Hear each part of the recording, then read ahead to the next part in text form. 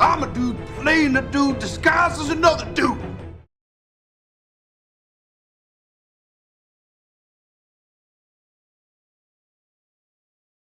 As we just recently stated, while we do have a plentiful supply of Spider-Man villains for Spider-Man to do battle with, I was short on the main one, that being the Green Goblin, which was rectified with this, what is that? The animated series Green Goblin. But I also, in the video that we made about this guy, mentioned that we also have, this guy. Why is that upside down? I don't know. This guy. This would be the PW Toys MCU Green Goblin. Not much to see as far as the box is concerned, as you can plainly tell. Just a nice green box with some letters on it and pumpkin bomb. So let's not waste any more of your time. Let's cut this thing open. Well, let's cut it open for you too and see what's going on here. Alright, let's step to the side, Spider-Man. I'm curious to see what we're going to see, just like you are. Let's see what we got here as we pull this guy out. Oh, look at him, look at him. There you go, the Green Goblin. All encased in plastic. Alright, with a couple of layers. Well, I guess the second layer. Oh, that is an impressive looking glider now, isn't it? Wow. Well, let's say we get this gentleman out of his plastic prison and see what's going on in there. And here goes Norman Osborn, the Green Goblin, out of his shell, looking pretty darn good with his accessories surrounding him. Looks like we have a nice William Dafoe head here. We have, looks like 2 extra pairs of hands, a couple of pumpkin bombs, and a very impressive looking glider. I mean, that glider looks good. My goodness. But let's say we take a closer look at the PW Toys Green Goblin.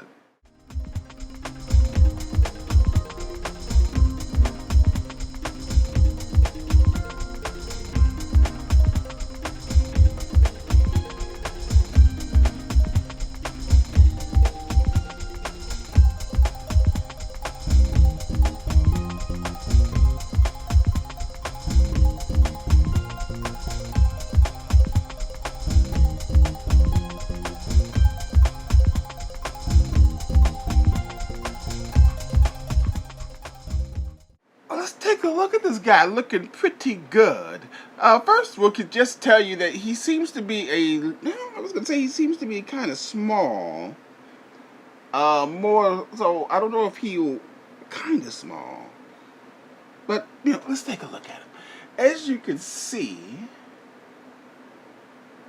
this is one impressive looking figure. Look at it is a mixture of soft goods here, all up and down the back, as you can see, along with hard plastic for the armor.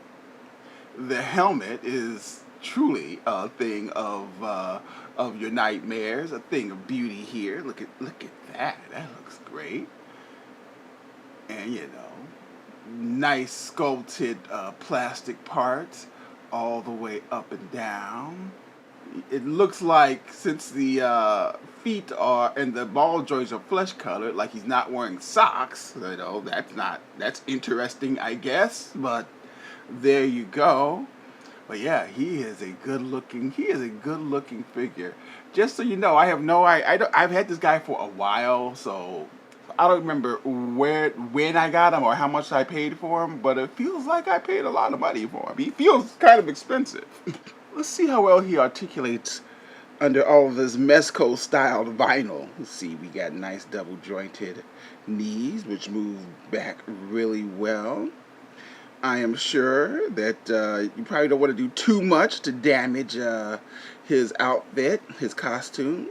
Like he could strike a T-pose. Let's see about these elbows. Nice double jointed elbows. He seems to work very well with his vinyl outfit. Let's see. Ooh, yeah. I guess you don't want to go too far out with the with the splits, because you certainly don't want to rip open a hole in his outfit there. But that's pretty good with his outfit. You know, he's pretty good. He's pretty well articulated. Let's straighten him back out here. You see, he has somewhat of a waist swivel, but he kind of just snaps back in straight forward. You see, a little bit of an ab crunch forward, a little bit of an ab crunch back, not much, as he is restricted by his costume. About his head, tilt left, tilt right, very good. See, he can look up just a little. He can look down a little bit better. Very good, okay. Some decent articulation in some parts. Some is a little lacking in other parts. He also comes with this rather nice looking stand, as you can plainly see there. Very nice, very nice. I think that is a very good representation of William Dafoe, especially in the profile area. Head on, still good, still good. Nice hair texture, nice hair coloration. There you go. I guess we should try to put this on, see how that works. Well, I was going to do this off camera because, you know, 90% of the time when you pop off a head, just pop off a head, pop it on. But this one looks like it might be a little bit complicated. So as I was pulling off the head, I was noticing that it pulls through, it looks like his turtleneck there. And I'm a little concerned once I get this out about getting this back in, or even getting this back in, but we started it. Let's go ahead and finish it. Okay. It is out, and this is what it looks like out of the head, as you can see. Now let's see how we get that in. Okay, there's a little ball joint in there, as you can see. Let's see if we can work that in some kind of way. No, that's not working for me.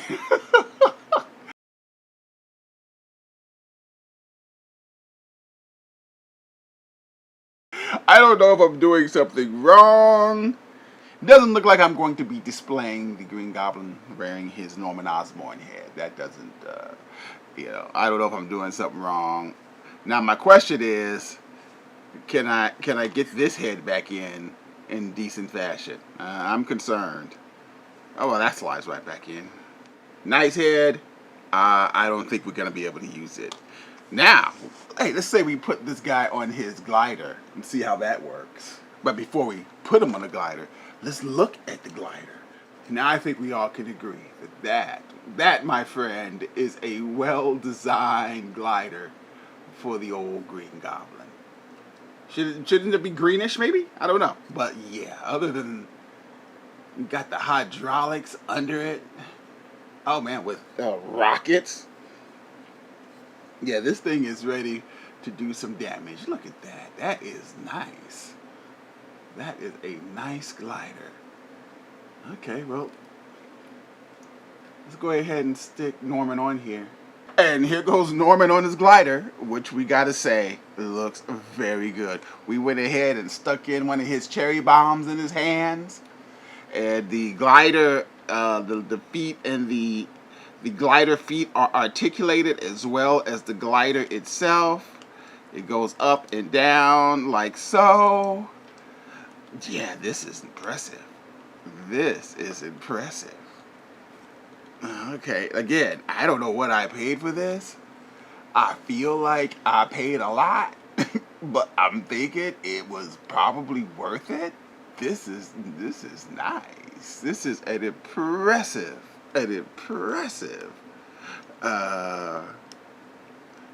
rendition of Norman Osborn and the Green Goblin in those Spider-Man movies. The original Spider-Man, maybe.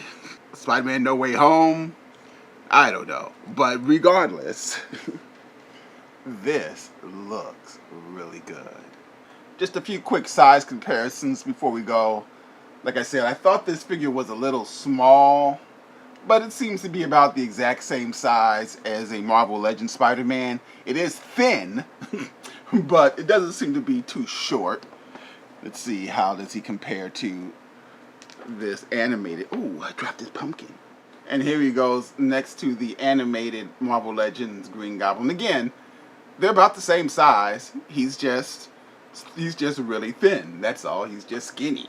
Next to the what is that? Homecoming? Next to the Homecoming Spider-Man, or is that No Way Home? I can't remember, man.